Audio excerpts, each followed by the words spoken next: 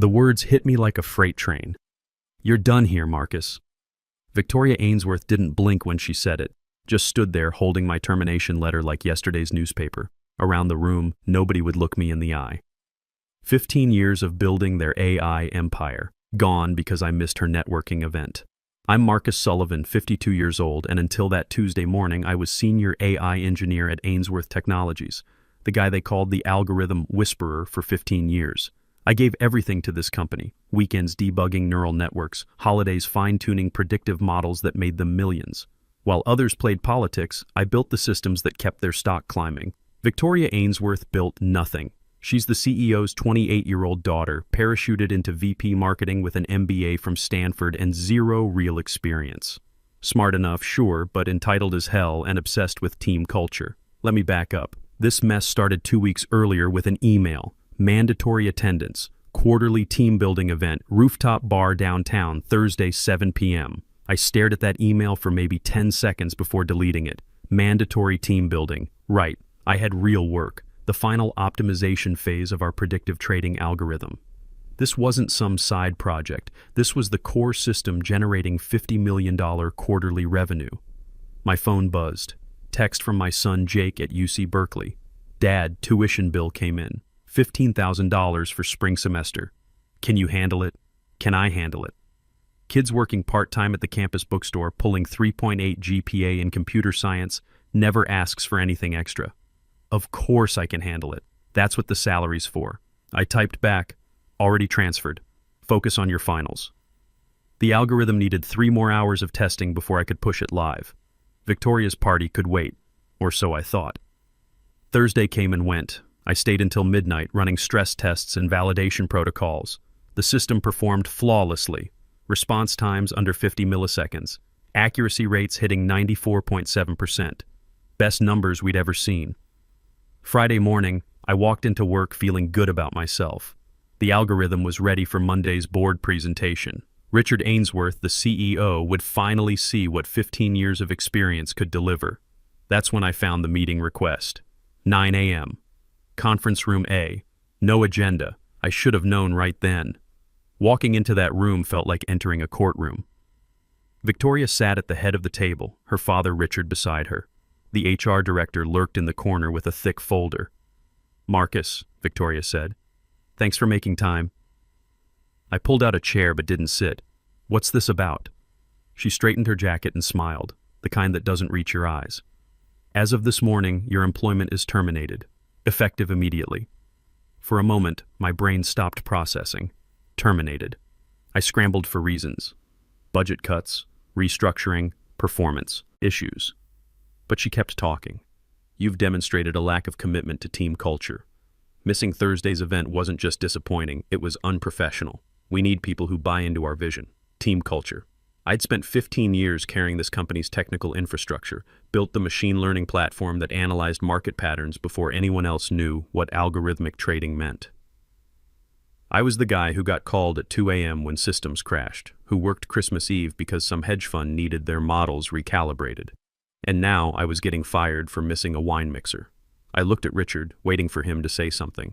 We'd worked together for over a decade. He'd personally signed off on every major project I'd delivered, but he just sat there letting his daughter run the show. "This is about the algorithm," I said quietly. "You're launching Monday and you don't want to pay retention bonuses." Victoria's smile turned sharper. "This is about fit, Marcus. Cultural fit. Maybe that's hard to understand for someone who thinks technology matters more than teamwork." The insult just hung there. Someone who thinks technology matters more than teamwork in a tech company that I'd helped build from 50 employees to 2,000. I wanted to tell her exactly what I thought about her leadership skills. Wanted to point out that her biggest accomplishment was redesigning the company logo. But I didn't. Outbursts don't win wars. Silence does. Instead, I nodded once. "I'll need time to transition my projects." "That won't be necessary," the HR director spoke up. "Your access has been revoked. Security will escort you to collect your personal items." Personal items. 15 years. Reduced to whatever fit in a cardboard box. As I walked toward the door, Victoria called out one more time. "Oh, and Marcus? Don't even think about taking any intellectual property with you. Everything you've built belongs to this company." I paused and looked back at her. Young, confident, completely unaware that she'd just made the biggest mistake of her career. "You're absolutely right," I said. "Everything I built does belong to someone. Just maybe not who you think." The elevator doors closed, and for the first time in hours, I smiled. Because Victoria had no idea about the conversation I'd had with Patricia Reynolds 2 years ago. The former CTO who'd seen this exact scenario coming from miles away. Some lessons you can only learn the hard way. Victoria was about to get a masterclass. The envelope was waiting on my desk like an execution order. Cream-colored, company logo embossed, my name typed in bold. Beside it, my monitor displayed one cold sentence: "Your access has been revoked." 15 years of building the strongest AI system in the industry, erased with a single line of text. Around me, the office hummed with forced normalcy. Keyboards clacked, phones rang, but every pair of eyes refused to meet mine. People who once praised me for saving multi-million-dollar contracts suddenly found the floor fascinating. Loyalty was currency that devalued overnight. I slid the envelope open. Termination agreement, 2 pages long. No thank you. No acknowledgement of the billion-dollar architecture I'd designed. Just legal jargon and a final instruction. Return your badge by end of day. I packed slowly. My colleagues whispered when they thought I couldn't hear. What happened? She didn't go to the party. A laugh somewhere behind me. The screen blinked again. A text slid across my phone. Unknown number. Leave the building. Cafe 27. Then a name that stopped my breath. Patricia Reynolds. For a moment the noise blurred into static. Patricia, former CTO, architect of every major acquisition, the woman who knew where the company buried its secrets. 2 years ago she vanished after quiet retirement. No farewell speech, no LinkedIn updates, just gone. My pulse thudded as I slipped the phone into my bag. I didn't hesitate. Badge in hand, envelope under my arm, I walked out without a word. If Patricia Reynolds was reaching out now, it meant one thing. My story wasn't over. It was about to turn into something no Ainsworth could predict. The coffee shop was nearly empty at 2 p.m. Just me, a few college kids with laptops, and Patricia Reynolds sitting in the corner booth like she'd been waiting all day. Patricia looked exactly the same as when she'd left Ainsworth 2 years ago. Silver hair pulled back, sharp eyes that missed nothing. Former CTO, 25 years in tech, smartest person I'd ever worked with. "Marcus," she said, standing to shake my hand. "I heard about Friday." "I'm sorry. Word travels fast. In Silicon Valley? Please." She gestured for me to sit. "Richard called me himself. Wanted to know if I thought you'd cause any trouble." I almost laughed. "What did you tell him?" "That Marcus Sullivan isn't the troublemaking type. Too professional. Too focused on the work." She paused. "But maybe that's changing." The waitress came by. Patricia ordered another coffee. I asked for water. "You know why I wanted to meet," Patricia said once we were alone. "The IP trust. The IP trust." She pulled out a manila folder, thick with legal documents. 2 years ago, when I saw the writing on the wall, Victoria getting promoted over qualified candidates, Richard letting family politics override business sense, I suggested we put some protections in place. I remembered that conversation. Patricia had been cryptic about it, talking about safeguarding key assets and protecting institutional knowledge. I'd signed where she told me to sign, trusting her judgment completely. Didn't think much about it at the time. "The Intellectual Property Protection Trust," she continued, "established under Delaware law, holds patents and proprietary algorithms developed by senior engineers. Everything you created in the last 8 years, the predictive trading models, the risk assessment frameworks, the neural network architectures that power their entire platform." My water glass stopped halfway to my mouth. "Are you saying—" "I'm saying that trust doesn't belong to Ainsworth Technologies. It belongs to a consortium of engineers who actually built the technology. And as of Friday morning, when they terminated you without cause, those usage rights reverted to the trust." The coffee shop suddenly felt very quiet. "How much are we talking about?" Patricia opened the folder and pulled out a valuation report. Conservative estimate, $750 million. That's just the trading algorithm and associated patents. The machine learning framework that drives their customer analytics platform, add another $150 million. I stared at the numbers until they blurred. Nearly $900 million in intellectual property. Technology I'd developed, code I'd written, systems I'd designed and optimized over 15 years. What's the play? I asked. 3 options. Patricia held up her fingers. 1, we license the technology back to Ainsworth at market rates. They keep using it, we collect royalties. Clean, simple, everyone stays happy. Option 2, we revoke their license and shop it to competitors. Quantum Dynamics has been trying to break into algorithmic trading for years. Goldman's tech division would kill for this kind of predictive accuracy. I nodded slowly. Both options would hurt Ainsworth, but not destroy them. And option 3? Patricia's smile was razor thin. We auction it. Public bidding war. Highest offer wins exclusive rights. The implications hit me. Without their core algorithms, Ainsworth's stock price would crater. Their competitive advantage would evaporate overnight. Richard would be explaining to shareholders why their billion-dollar AI platform suddenly belonged to someone else. How long do I have to decide? They don't know yet. Won't know until their lawyers start digging into the patent filings. I'd say a week or 2 before someone notices the ownership structure has changed. I thought about Victoria's smirk as she handed me that termination letter. About Richard sitting silent while his daughter torched 15 years of professional relationship. About Jake's tuition bills and my own retirement account that had taken a beating in the last market downturn. There's something else, Patricia said, pulling out another document.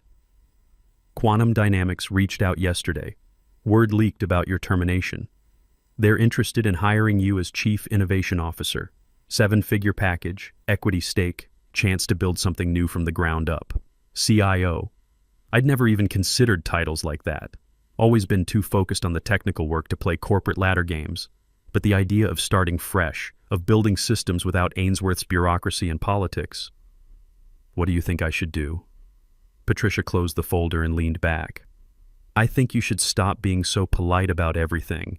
You've spent 15 years making other people rich while they treated you like expensive furniture. Time to make some money for yourself. She was right. I'd been the loyal soldier for too long, putting the company's needs ahead of my own. Where had that gotten me? Escorted out by security while a 28-year-old MBA took credit for my work. Option 3, I said. Public auction. Patricia's grin could have powered the building. Now you're talking. I'll make some calls. Tech blogs, industry journals, financial press. By Thursday morning, every major player in the valley will know that Ainsworth's crown jewels are up for sale. We shook hands across the table. One more thing, she said. Richard's going to call you. Probably today. He'll offer you your job back. Maybe a small raise. Definitely a lecture about loyalty and family values. And I should say, tell him you're considering your options. Let him sweat for a few days. Men like Richard think everything has a price. Time to show him how expensive his mistakes really are. Walking back to my car, I felt lighter than I had in years. For the first time since Friday, I wasn't thinking about what I'd lost. I was thinking about what I was about to gain. My phone buzzed with a text from Jake. How's the job search going, Dad? I typed back. Better than expected. Focus on your studies. Dad's got this handled. And for the first time in 15 years, I really did. The call came exactly when Patricia predicted. 6 p.m., right when Richard knew I'd be home, probably thinking about dinner and feeling sorry for myself. Marcus, his voice was carefully neutral. We should talk. I'm listening. This whole situation got out of hand. Victoria's young, she's learning. Maybe we moved too fast on Friday. I walked out to my backyard looking at the pool I'd barely used in 5 years because I was always at the office. Meaning we'd like you to come back. Same position, 15% raise, and we'll forget this whole thing ever happened. 15%. After 15 years and nearly $1 billion in intellectual property. That's generous, Richard. I think so. You know this company, Marcus. You know the technology better than anyone. We need you. Funny. Friday morning it sounded like you needed team players who bought into the vision. Silence on the other end. When Richard spoke again, his voice had an edge.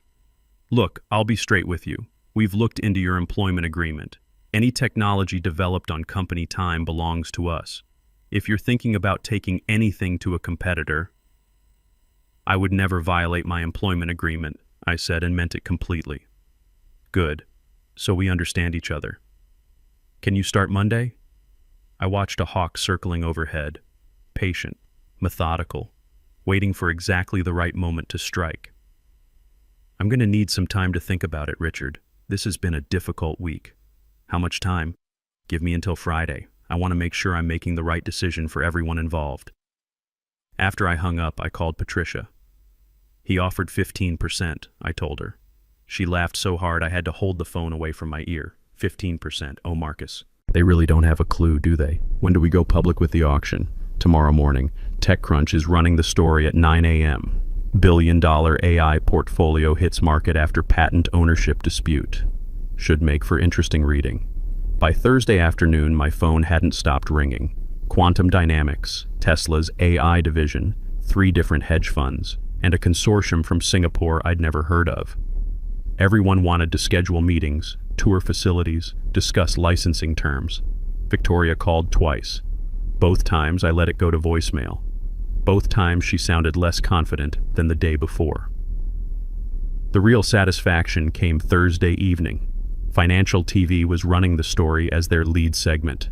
Tech industry shakeup as AI pioneer becomes free agent.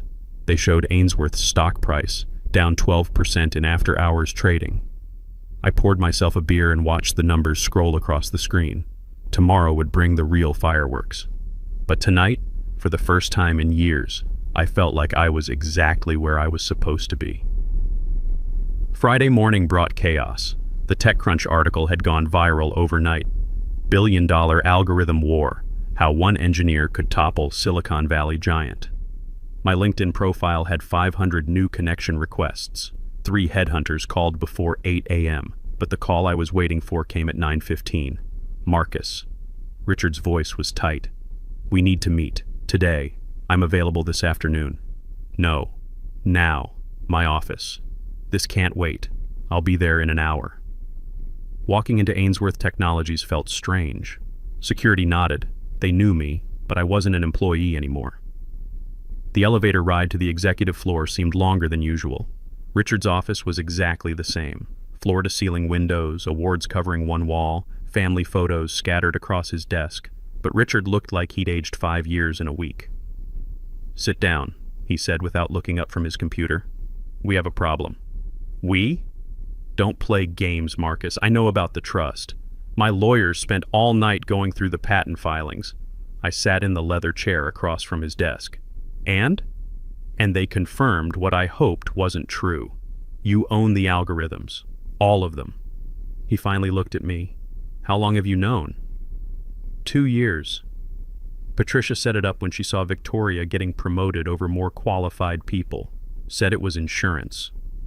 Richard slumped in his chair. Insurance against what? Against exactly what happened last Friday. We sat in silence for a moment. Through the windows, I could see the Quantum Dynamics building across the valley. My potential new home. What do you want? Richard asked finally. I want you to understand something. You didn't just fire an employee last Friday. You freed your most valuable asset, and now that asset has options. How much will it cost to fix this? I pulled out my phone and showed him the TechCrunch article. Quantum Dynamics offered $750 million for exclusive rights, plus they want me as Chief Innovation Officer, 7-figure salary, equity package, unlimited R&D budget. Richard's face went white. We can't afford $750 million. You can't afford not to. Without the algorithms, your platform becomes worthless overnight. Stock price tanks, customers leave, competitors take your market share. There has to be another way. There is. I leaned forward. Revenue sharing. 15% of all income generated by the algorithms. No upfront payment, just ongoing royalties. 15%? Richard did quick math in his head.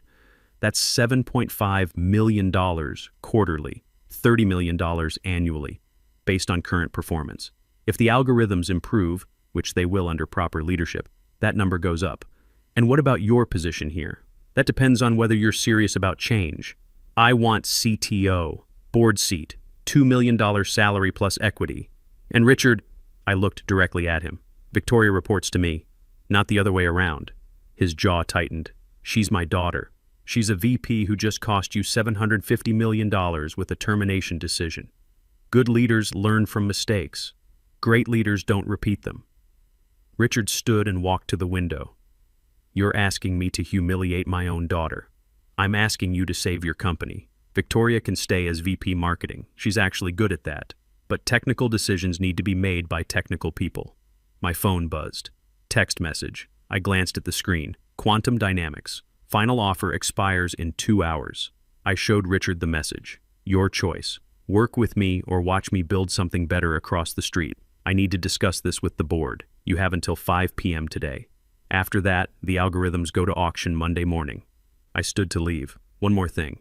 If we do this deal, it gets announced properly. Press conference, industry coverage, full transparency, no more backroom family politics. Walking out of that office, I felt calmer than I had in weeks. For 15 years, I'd been asking for scraps from their table. Now I was setting the menu. At 4:47 p.m., Richard called. We accept your terms, he said without preamble. When can you start? Monday morning. And Richard? Next time you want to fire someone for missing a party, maybe check who actually owns the technology first. The press conference was exactly what I'd hoped for. Small but strategic. Tech journalists, business reporters, one camera crew from Bloomberg. Patricia had coached me on staying professional but confident. Ladies and gentlemen, Richard announced, looking like he was swallowing glass. We're pleased to confirm that Marcus Sullivan has rejoined Ainsworth Technologies as Chief Technology Officer. The title still felt strange. 2 weeks ago, I was a senior engineer getting fired for missing a wine mixer. Now I was sitting at the executive table while cameras flashed. A journalist raised her hand. Mr. Sullivan, how does it feel to return in such a different capacity?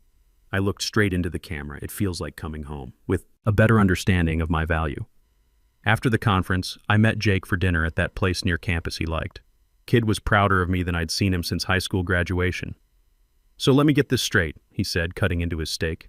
You got fired, discovered you owned the patents to everything that made them money, and basically held them hostage until they made you CTO?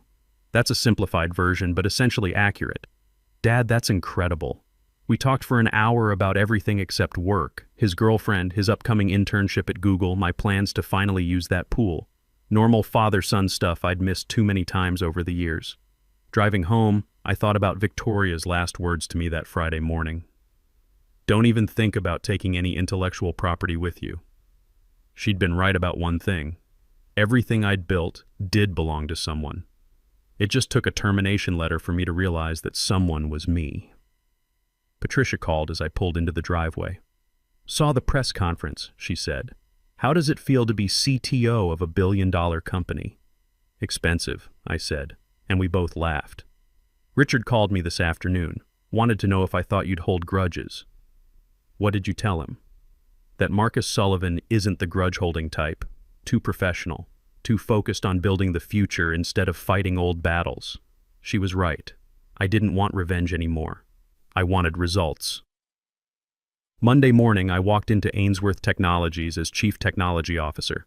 Victoria was waiting in my new corner office, the one that used to belong to her father before he moved to the executive floor. Marcus, she said, standing as I entered. I wanted to apologize. What happened 2 weeks ago was unprofessional. I set my coffee on the desk and looked out the window at the Silicon Valley skyline. From up here, you could see everything. The Stanford campus where Victoria got her MBA, the quantum dynamics building where I'd almost started a new career, the highway that connected it all. Victoria, I said, turning to face her, we're going to work together for a long time. What happened taught us both something important about how this business really works.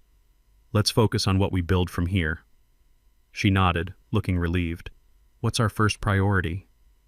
I opened my laptop and pulled up the development roadmap I'd been working on since Tuesday.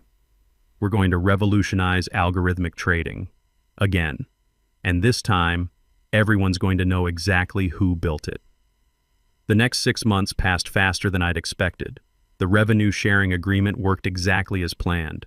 Q1 numbers came in at $60 million, 20% higher than previous quarter. My 15% cut was $9 million. Patricia's trust was now generating serious money for all the engineers who'd contributed over the years. But the real satisfaction wasn't financial. It was building something new. With unlimited R&D budget and actual authority, I hired 12 senior engineers from top tech companies. We redesigned the entire platform from scratch. Faster algorithms, better user interface, predictive models that made our previous work look primitive. Victoria, to her credit, adapted quickly. Turned out she was actually good at marketing when she wasn't trying to manage technical people. Our rebranding campaign generated more buzz than anything Ainsworth had done in years. The breakthrough came in March. My team developed an AI model that could predict market movements with 97.3% accuracy, numbers nobody in the industry had ever seen. We filed 15 new patents in Marcus Sullivan's name, properly this time. Richard started treating me like a partner instead of an employee. Board meetings became strategy sessions where my recommendations carried real weight. The company's stock price had recovered from the February dip and was hitting all-time highs. But the moment that really mattered came on a Tuesday afternoon in April. I was debugging code when Victoria knocked on my office door. "Marcus, there's someone here to see you." A kid walked in, maybe 22, nervous as hell, wearing a cheap suit that didn't quite fit. Resume in hand, eyes wide with the kind of hunger I remembered from my own early days. "Mr. Sullivan," he stammered, "I'm David Miller, computer science graduate from San Jose State. I know you're probably busy, but I've studied all your work. The 2019 paper on neural network optimization changed how I think about machine learning." I gestured for him to sit. "What can I do for you, David? I want to work here. I know I don't have experience like the other candidates, but I'm willing to learn. I'll work weekends, nights, whatever it takes."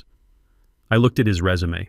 3.9 GPA, internship at a startup nobody had heard of, side projects that showed real creativity. Reminded me of myself 25 years ago, talented, hungry, and completely overlooked by the big companies. "David," I said, "let me tell you something. Experience matters, but passion matters more. The best engineers I know weren't the ones with perfect resumes. They were the ones who stayed late because they loved solving problems." I hired him that afternoon, started him on the neural network team with a salary 40% higher than market rate for new graduates, because I remembered what it felt like to be undervalued. 6 months later, when Fortune magazine ran their cover story about the AI revolution in financial technology, my picture was on the front page. The article called me the engineer who owned Silicon Valley. The piece detailed everything: the termination, the IP trust, the negotiation that saved Ainsworth while making me rich. But what I was proudest of wasn't the money or the title. It was the quote from David Miller, who'd just been promoted to senior engineer. Marcus Sullivan doesn't just build great technology, he builds great engineers. He sees potential where others see problems. That night I called Patricia to thank her. "For what?" she asked. "For teaching me that loyalty isn't about accepting whatever they offer. It's about knowing your worth and demanding they recognize it." "And what have you learned about power, Marcus?" I thought about Victoria, now thriving in her proper role, about David and the other young engineers I'd hired and mentored, about the revenue-sharing checks that kept growing every quarter. "Real power isn't about controlling people," I said. "It's about creating value they can't afford to lose." 2 years later, Ainsworth Technologies was acquired by Microsoft for $4.2 billion. My equity stake was worth $180 million. Patricia's trust collected another $50 million in acquisition bonuses, but the number that mattered most was different. 23 engineers from my team got recruited by major tech companies in the months after the acquisition. Every one of them knew their worth. Every one of them negotiated from strength. Because I'd learned something that took me 15 years to understand. Your value isn't determined by people who fail to see it.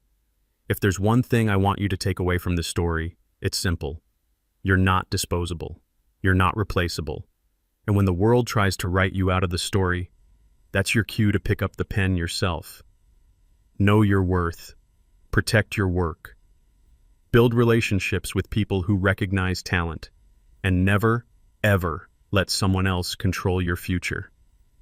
The Marcus Sullivan who got fired for missing a party was loyal to the wrong things. The Marcus Sullivan who became CTO learned to be loyal to himself first.